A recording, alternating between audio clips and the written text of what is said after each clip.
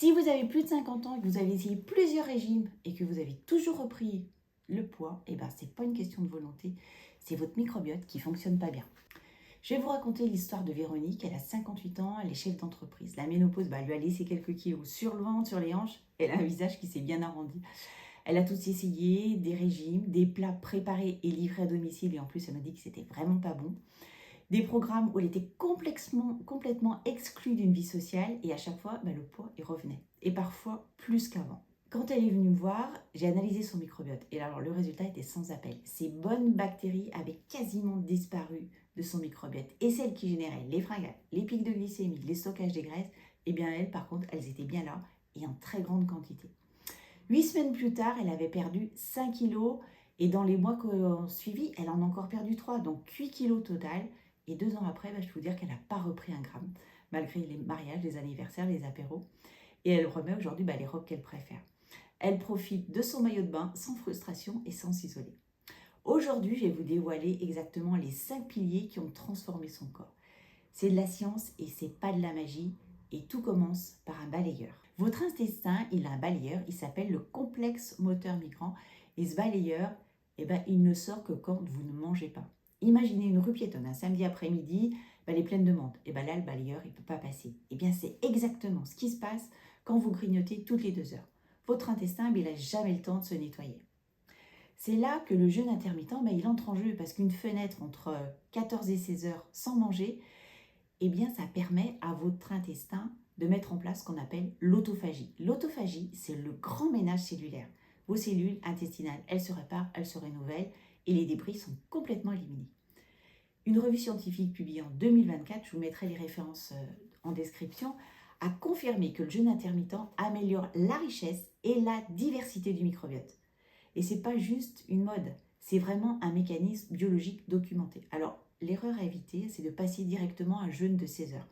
Si vous n'avez pas l'habitude, votre corps il risque de rentrer en stress, donc il y a production de cortisol et du coup, ça va saboter vos efforts. Donc votre balayeur, il a juste besoin de cette fenêtre pour faire son travail.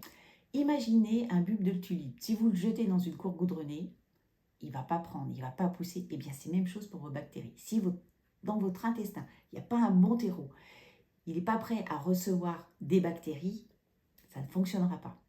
Donc inutile de prendre des probiotiques, d'ailleurs on y reviendra plus tard, parce qu'elles ne vont pas pouvoir s'implanter. Alors comment on fait ? On introduit des fibres, mais pas n'importe comment. Une étude de 2020 qui a suivi des participants pendant plusieurs mois a montré que la diversité des fibres est directement liée à la richesse du microbiote et à une moindre prise de poids à long terme. Alors, ce n'est pas la quantité de fibres qui compte, c'est la variété. Et dans mon programme, chaque semaine, on introduit une famille de fibres différentes. Semaine 1, les légumineuses, semaine 2, les légumes racines, semaine 3, les céréales, et ainsi de suite. Du coup, l'intestin, il s'adapte progressivement, on n'a pas de ballonnements brutaux, on n'a pas de frustration, et pendant qu'on prépare le terreau, donc c'est-à-dire votre intestin, on commence aussi à nourrir une bactérie très spéciale, et ça, c'est le pilier 3. Il existe une bactérie qui s'appelle l'Akkermansia nucifala. Retenez ce nom, c'est la bactérie brûle-graisse. L'Akkermansia, elle se nourrit de la couche de mucus qui protège votre intestin. Et en faisant ça, elle envoie un signal à votre corps, tout va bien, tu peux brûler les graisses. Quand elle est absente, et c'est souvent le cas après la ménopause, votre corps il stocke au lieu de brûler. Et son carburant préféré, ce sont les polyphénols, les raisins rouges, les myrtilles, le thé, le cacao. Une étude de 2018 a montré que les polyphénols du raisin stimulent directement la croissance d'Akkermansia. Ce n'est pas juste manger des fruits, c'est cibler des composés précis qui vont nourrir ces bactéries. Alors l'erreur à éviter, c'est évidemment se jeter sur des compléments de polyphénols. Non. Manger du vrai chocolat, manger des myrtilles, manger un yaourt, une tasse de thé vert, c'est simple et c'est accessible à tout le monde.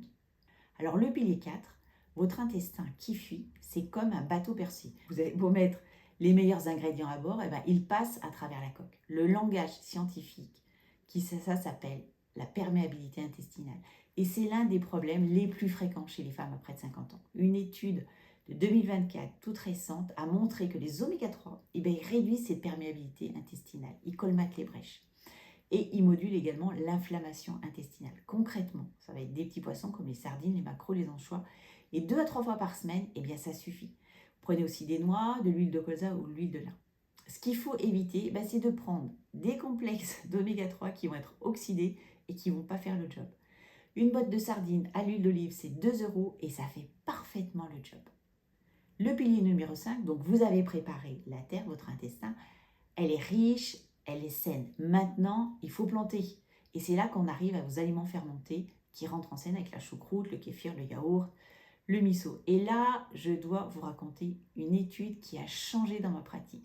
Les chercheurs de Stanford ont divisé les participants en 2 groupes. Le groupe fibres, on augmente les fibres, et le groupe aliments fermentés, on ajoute kéfir, choucroute, kombucha. Résultat, les groupes aliments fermentés ont montré une augmentation de la diversité du microbiote et une réduction des marqueurs inflammatoires.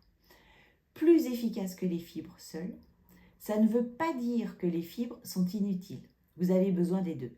Mais sans ensemencement, le terreau il reste vide. Dans mon programme, les semaines 6 et 7 sont entièrement consacrées à l'ensemencement.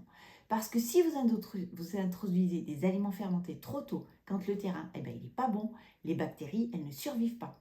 C'est comme planter des graines dans du goudron. Vous vous souvenez du bulbe de la tulipe? C'est exactement pareil. Donc l'erreur à éviter, c'est d'acheter par exemple une choucroute en supermarché qui va être pasteurisée et là vous n'aurez plus du tout de bactéries vivantes. Donc achetez vos produits lacto-fermentés au rayon frais. Véronique, 2 ans après, elle n'a pas repris de kilos.